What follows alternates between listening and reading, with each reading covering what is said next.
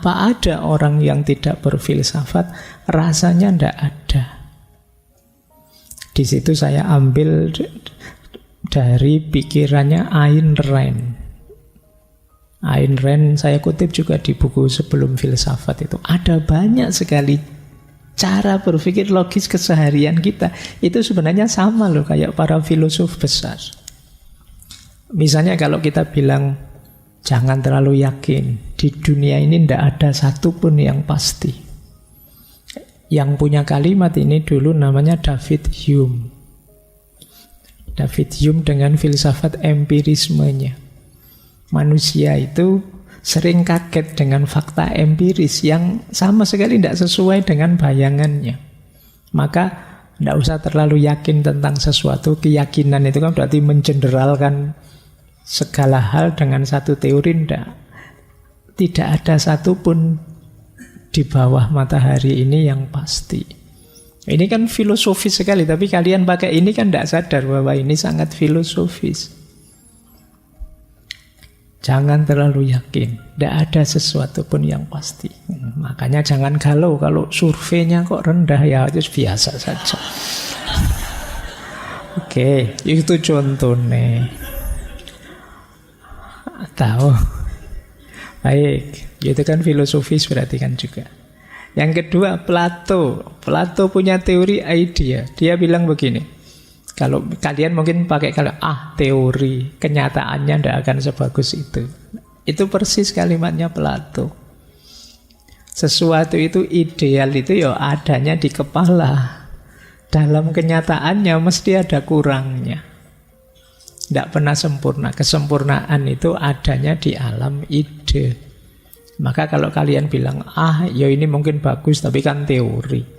Aslinya tidak akan seperfect itu. Itu Plato yang ngomong itu. Jadi kalau kalian kemarin tidak sadar ngomong ini, sebenarnya mungkin levelmu level Plato. Ya, kamu tidak sadar saja. Baik. Nah, atau kalian pakai kalimat ini. Kalau ini Agustinus Santo. Itu buruk dilakukan, tapi kan kita ini manusia. Tidak ada orang yang sempurna. Kita kan sering juga bilang, kalau kita sedang salah apa gitu kan, kita alasannya, ya kita manusia biasa Pak. Tidak ada orang yang sempurna. Agustinus yang bilang itu. Atau William James pragmatis.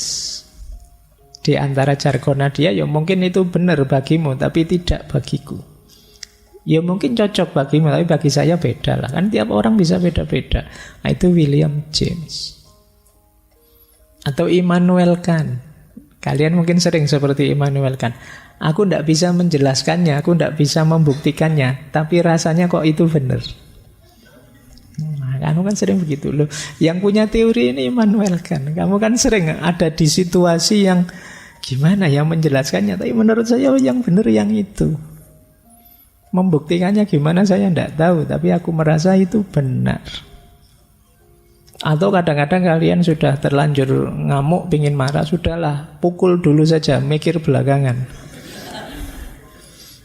Ada John Dewey bilang, tindakan dulu, dipikir belakangan, sudah nanti saja mikir. Kesuwen mikir kita tidak jalan-jalan. Jalan saja dulu, eksekusi dulu, nanti sambil jalan dievaluasi kalau ada yang kurang. Itu John Dewey. Jadi sehari-hari itu kita sebenarnya banyak wawasan-wawasan filosofis. Atau Hegel. Kalau Hegel ya dia terkenal dengan filsafat sejarahnya.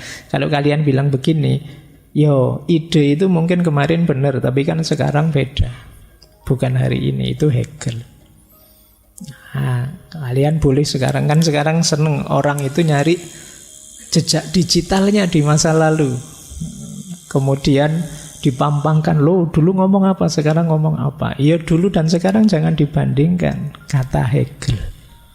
Jadi kalau kita membanding-bandingkan dulu dan sekarang, ya kita akan capek. Karena ya tentu saja orang itu berubah, situasi berubah.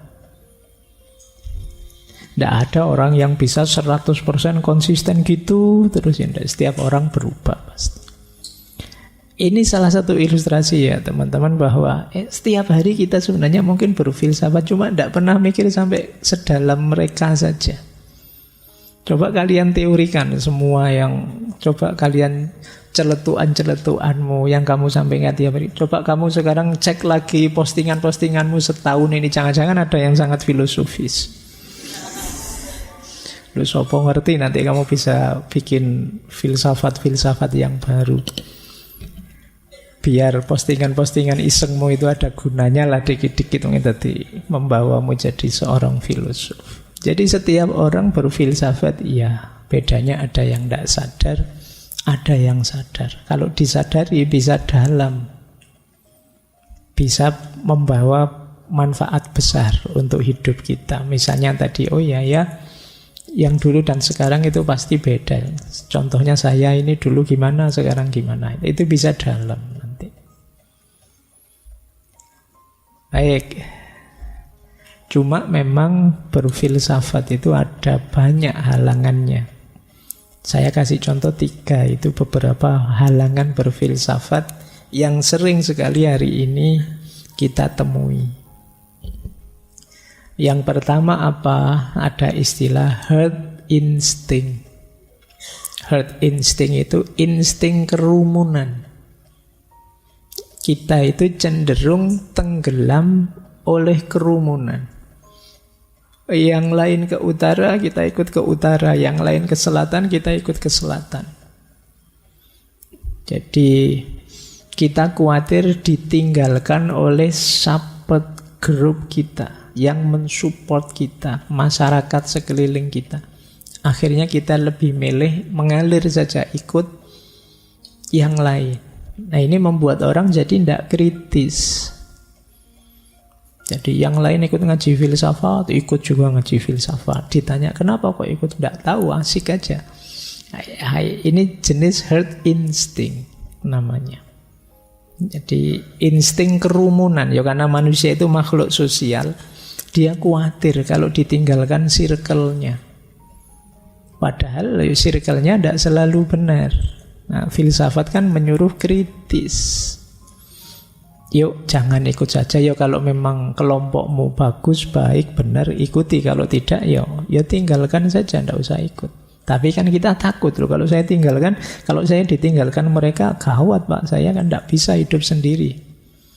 Ini tantangan bagi filsafat. Yang kedua, yang sering menghalangi kita berfilsafat itu partisan mindset. Cara berpikir partisan, kelompokku dan kelompokmu, kita dan mereka, minna wa minhum. Biasanya partisan mindset itu kan dilanjutkan berpikir hitam putih. Aku yang pasti benar, mereka yang pasti salah. Aku yang pasti baik, mereka yang pasti buruk. Aku yang pasti hebat, mereka yang pasti tidak hebat. Ini yang dimaksud mental partisan, mindset partisan.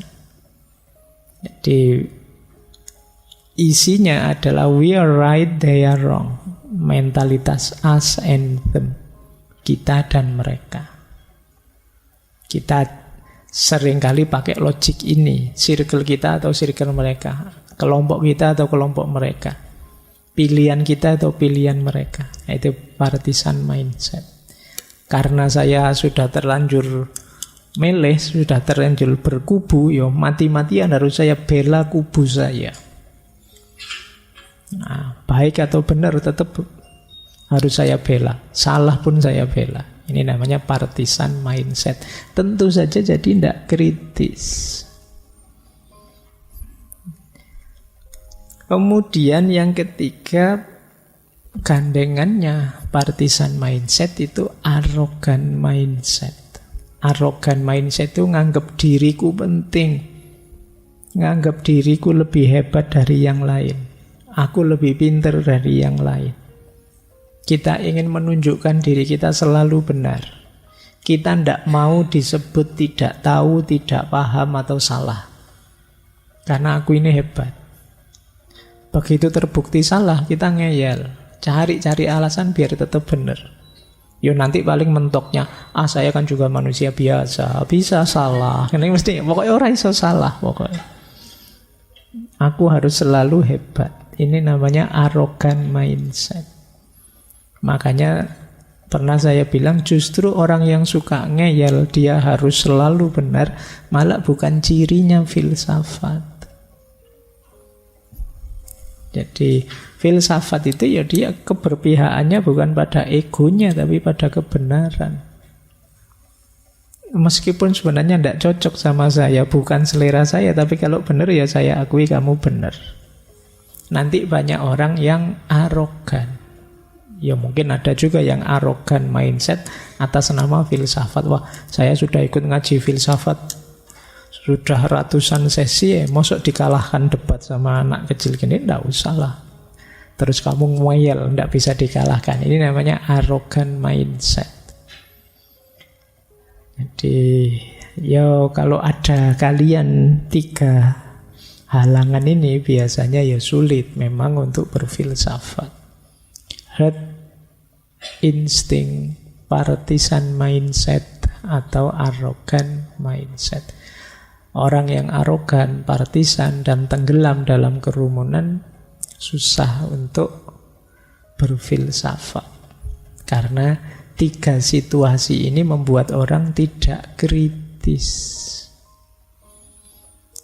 Dan ini tidak simpel, agak berat. Karena yang pertama kita makhluk sosial, kemudian kita itu selalu ada dalam pilihan-pilihan sosial, dan yang ketiga kita itu selalu merasa diri kita penting. Rata-rata orang menganggap aku yang paling penting, seolah-olah dunia itu ya muternya di sekitarku saja. Banyak orang berpikirnya begitu. Seolah-olah kalau saya tidur, dunia ikut tidur. Kalau saya bangun, dunia baru bangun lagi. Banyak orang merasa dirinya sehebat itu. Baik. Oke ya, ini nanti kita sambungkan hubungannya apa dengan agama dan filsafat nanti ya.